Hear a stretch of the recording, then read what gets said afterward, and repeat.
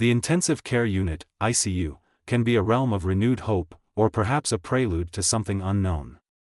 Patients rest, seemingly inanimate, connected to a network of devices, their physical forms too frail to resist. Time distorts, evenings extend indefinitely, and true, restorative sleep remains elusive.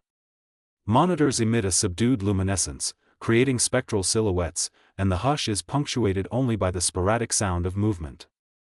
However, on occasion, these movements don't originate from the expected personnel. Repeatedly, patients recount encounters with nurses appearing in the depths of the night, entities whose movements are too silent, whose presence lingers excessively, and whose gazes are vacant and inscrutable. Their touch is sometimes described as excessively frigid, and often, they remain completely mute. By daybreak, these nocturnal nurses vanish without a trace. Some attribute these experiences to mental distortions, side effects of medication, fatigue, or fever-induced hallucinations.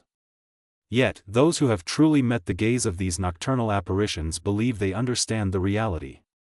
This presentation shares their accounts: 5 ICU patients, 5 distinct encounters, 5 compelling reasons to question the true identity of your caregivers when you are most vulnerable.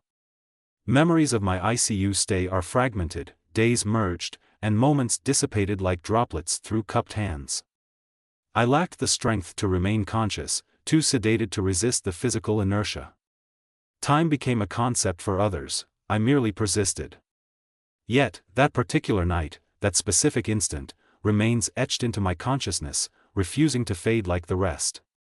Awakening occurred not by choice, but due to a pervasive sense of wrongness, not pain, not even unease, simply wrongness.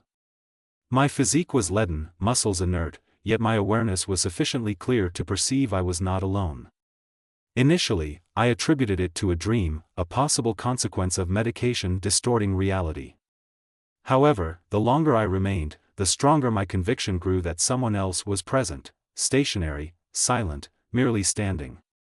Visibility was limited to my peripheral vision, a figure clad in scrubs, stark against the pallid backdrop, motionless as a sculpture.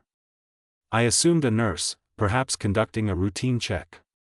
However, they made no notes, adjusted no instruments, and did not even glance at the displays. Their focus was entirely on me. Attempts to vocalize were futile, my throat felt obstructed, soundless. My fingers twitched against the fabric, the sole extent of my movement. Unable to shift my head or even blink, I remained prone, under their silent scrutiny.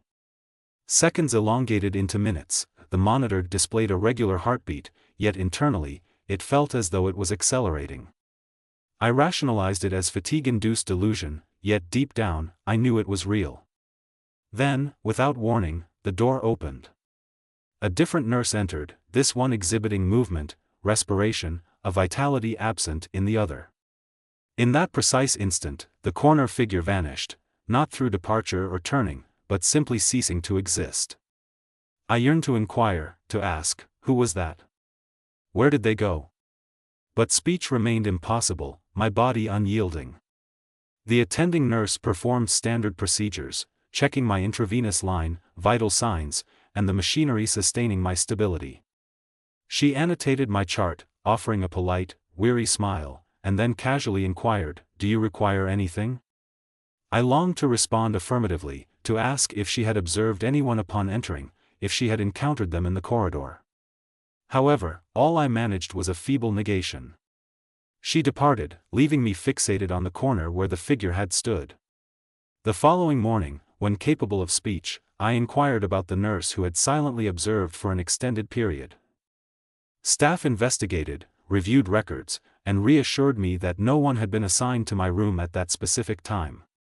I feigned acceptance, pretending to dismiss it, but I know what I perceived, and I know it was not a dream. Greetings, viewers.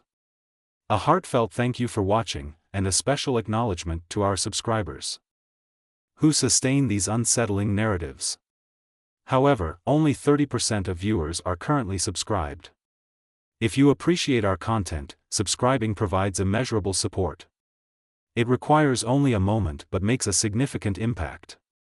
Additionally, please like and share to continue the spread of these chilling tales. Your participation makes this possible. See you in the subsequent installment, if you're brave enough. The ICU environment is peculiar, time warps and obscures. Sleep dominates, and even during periods of wakefulness, a sense of detachment persists. Medication, fatigue, and the pervasive quiet alter perception. The boundary between dream and reality blurs, and each second seems to stretch infinitely. You lose track of the day, forget the outside world, and even begin to lose your former identity before the machines began monitoring every vital function. It's as if you become merely a compilation of readings and auditory signals. But then, I recall her. She was the singular element that felt authentic during those initial days.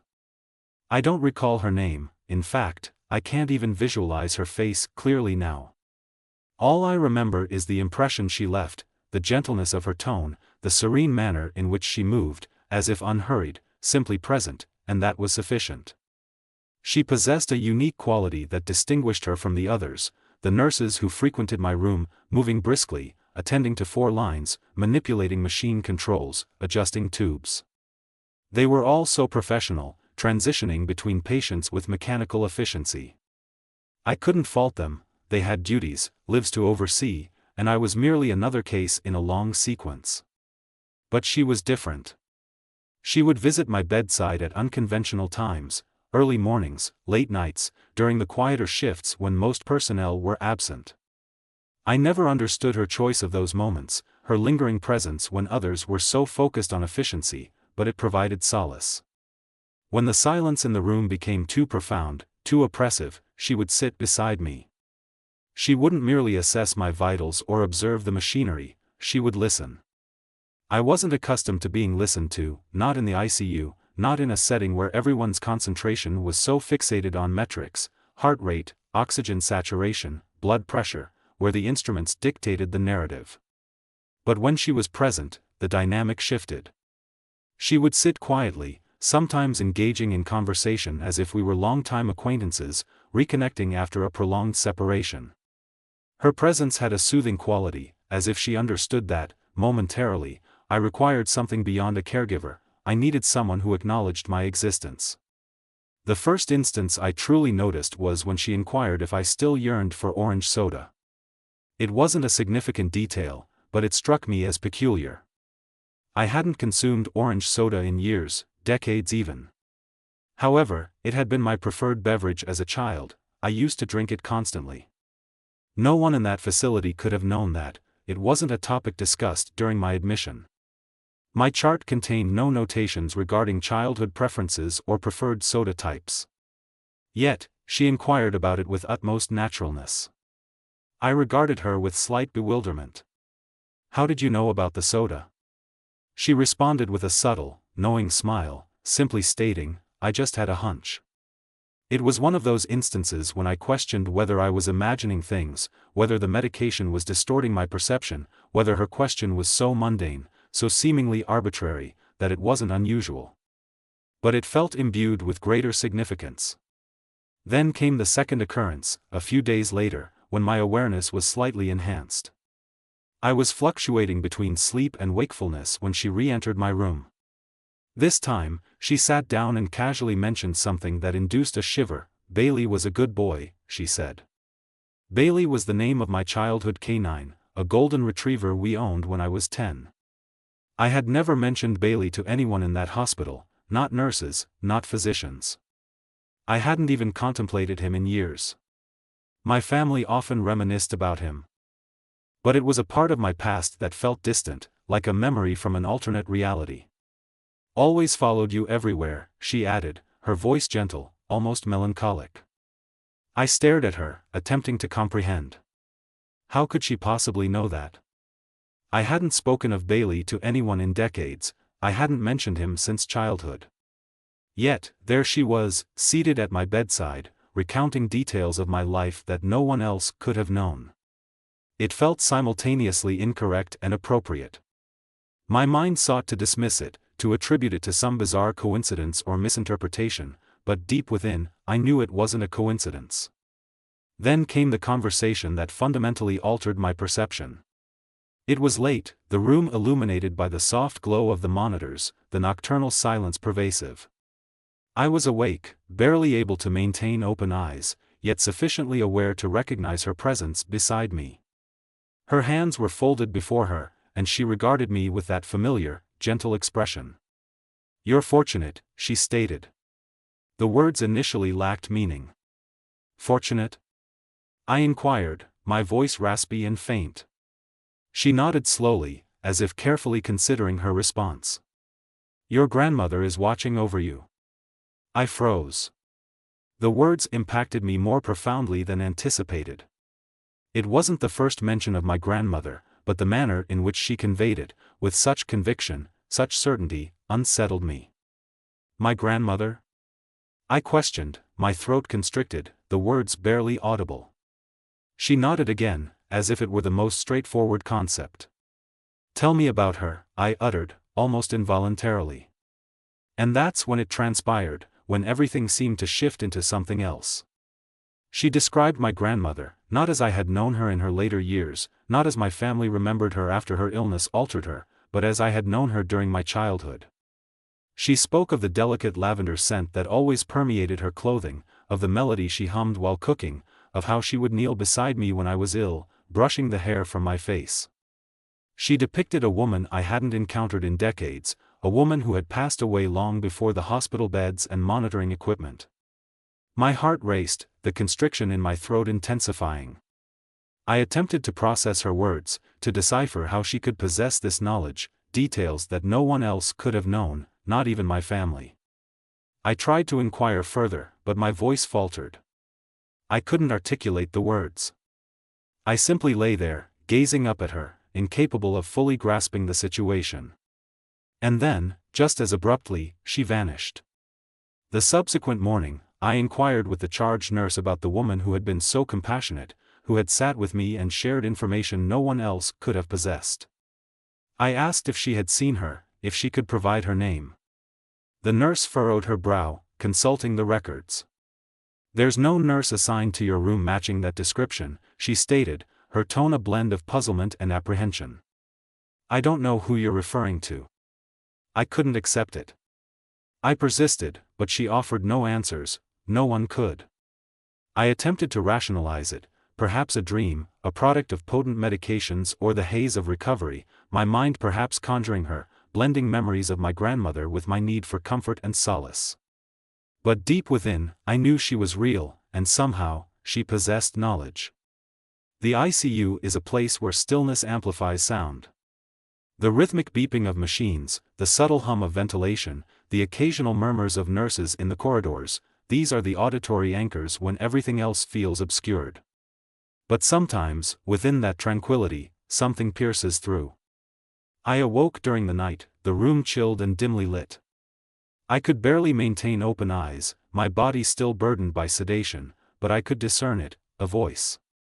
It wasn't the consistent tone of the nurse who had previously checked on me. No, this voice was gentle, almost inaudible, and felt proximate, as if someone were leaning in, addressing me directly.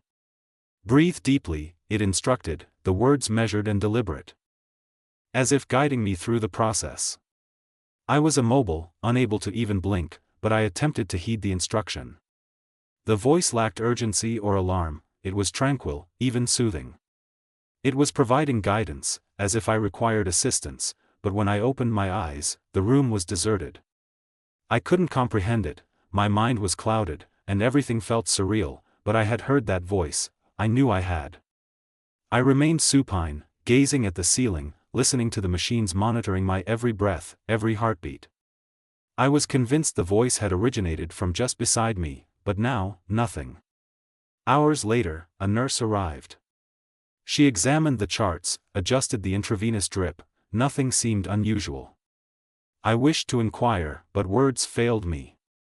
Instead, I remained silent, the memory of the voice still reverberating in my mind. But it didn't conclude there. A few nights subsequently, I awoke again, not from pain or discomfort, but from a whisper. This time, it was my name, James, softly uttered, barely perceptible, yet sufficiently distinct to jolt me awake. I attempted to turn my head, my eyes scanning the room for any potential presence by my bedside, but there was none. I listened intently, straining to detect any footsteps in the corridor, any sound to explain the origin of that voice, but the hallway remained quiet, still. No one was present. I pressed the call button, hoping to converse with the nurse who had previously checked on me. Upon her arrival, I inquired if she had called my name. "No," she replied, regarding me with curiosity.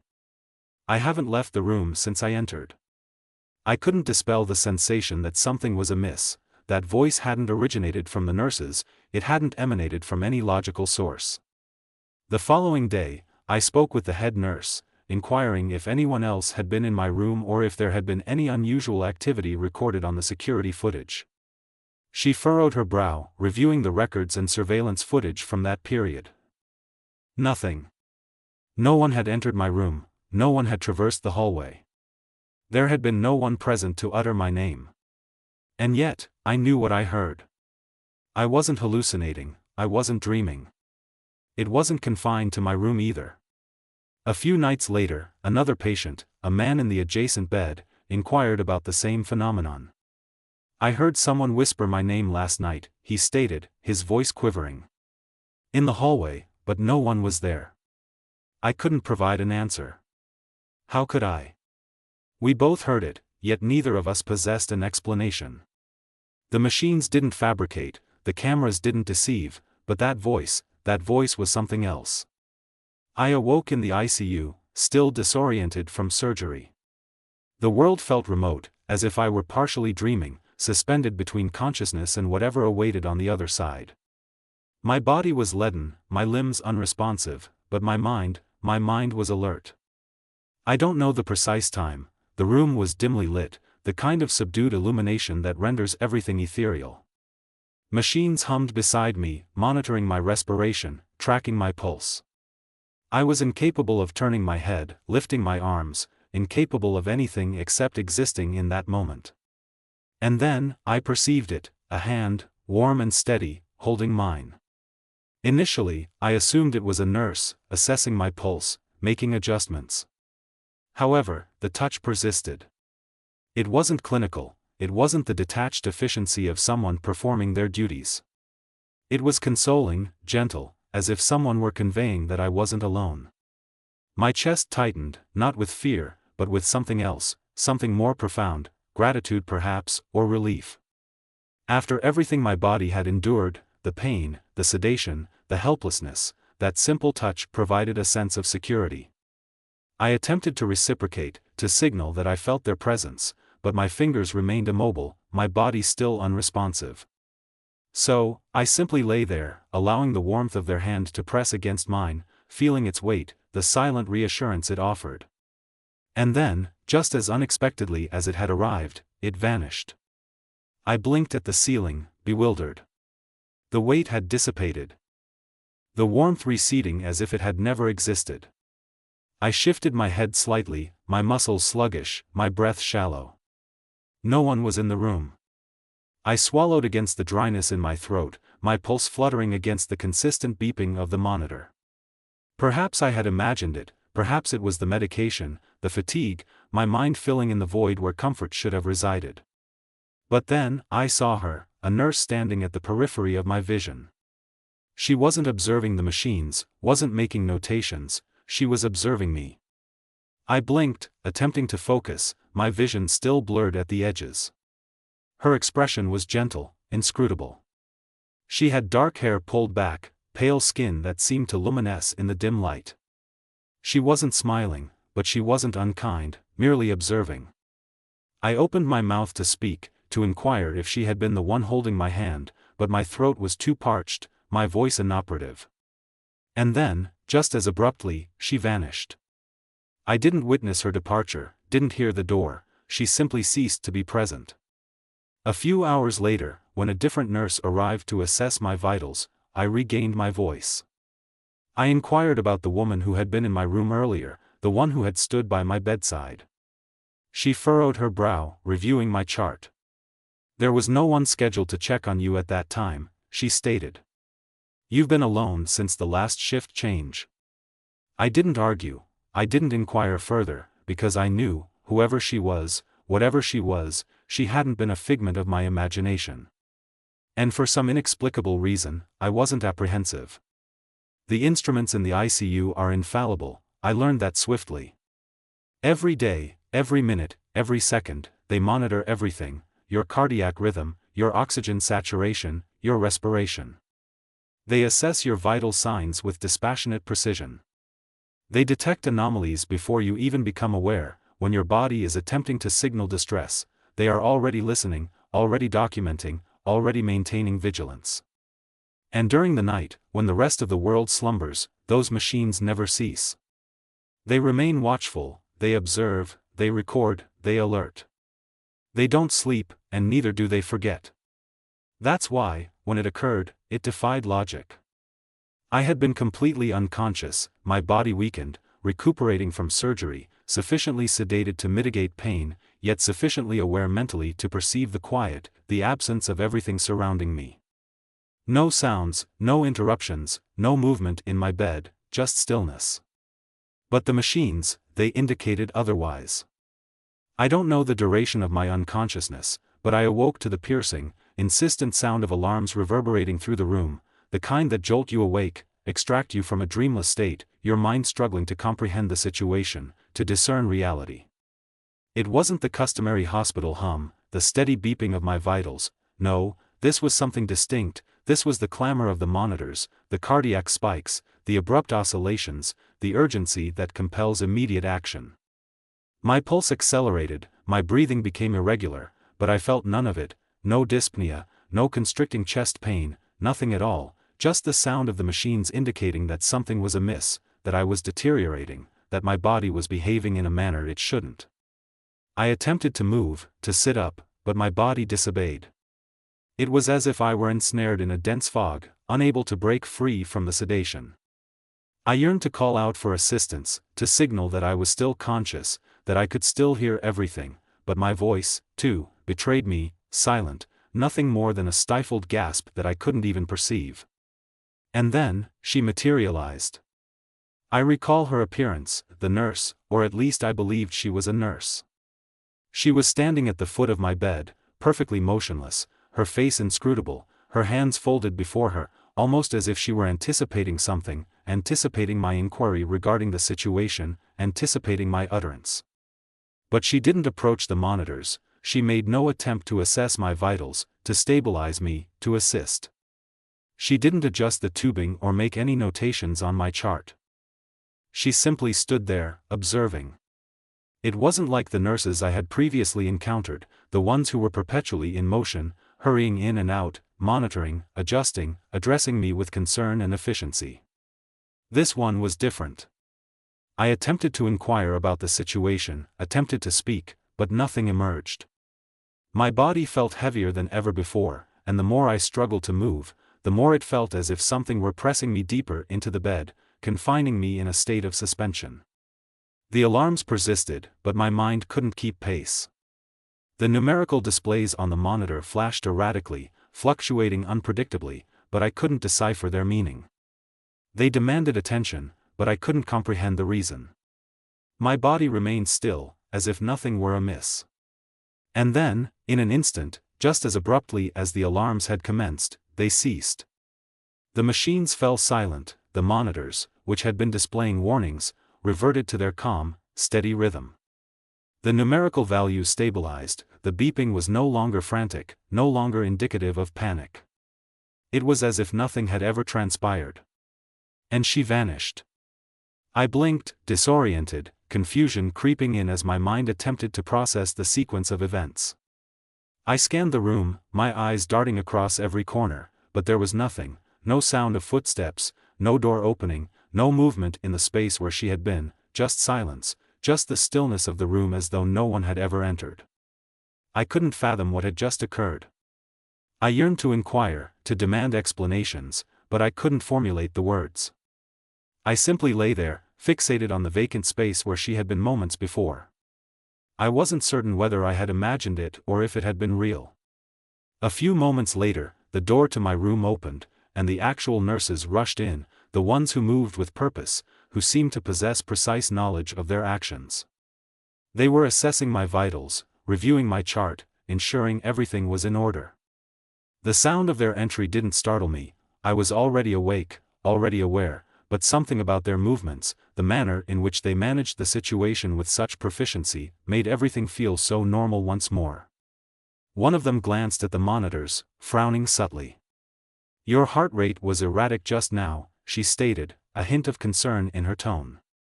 "Do you feel all right?" I nodded, attempting to feign complete awareness of the preceding events, but my mind was still reeling. I couldn't process it. It felt incongruous, as if I had entered some alternate reality where logic was absent.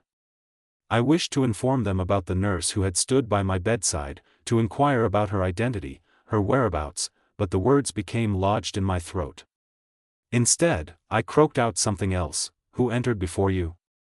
"The nurse who was just here." They exchanged a glance, one that lingered slightly excessively. "No one entered before us," the nurse stated, still frowning as she examined the charts. "We arrived as soon as the monitors alerted us." The atmosphere in the room seemed to thicken, but I remained silent. What could I say? What explanation was there to offer? But that wasn't the culmination. The subsequent day, I overheard a conversation between some of the staff members. They were speaking in hushed tones, their words imbued with an air of something I couldn't quite define, an unease that permeated their every utterance. They had reviewed the security footage, the machines had registered disturbances, fluctuations in my vital signs, movement near my bed, but the cameras revealed nothing. There were no nurses entering my room, no one traversing the hallway, no footsteps, no sound, nothing except shadows. The footage displayed dark, indistinct forms near my bed, entities that moved in and out of the frame soundlessly. They were present, yet they weren't present, they shifted and vanished before anyone could react. The staff had reviewed it repeatedly, confirming their observations, yet there were still no answers. I don't know what it was, I don't know what was standing there, observing me. Perhaps I don't desire to know. But I do know one thing unequivocally: the machines are infallible. They monitor everything, they don't err, they detect anomalies, and whatever it was, I don't know. Thank you all for accompanying me on these narratives. Your support is invaluable, and I greatly appreciate reading your responses and personal accounts in the comments. If these stories captivated you or induced chills, please indicate your appreciation by liking and consider subscribing for more unsettling tales. Have you ever encountered something analogous, or perhaps you possess your own inexplicable narrative to share? I would be delighted to hear your perspectives in the comments below. Each of your stories contributes another dimension to our expanding community of horror aficionados. And if you believe someone else might appreciate a good fright, please share this video with them. Remain tuned for more spine-tingling stories, and remember, sometimes the most terrifying tales are those that could befall any of us. Thank you once again for watching, and I'll see you in the subsequent video, if you dare.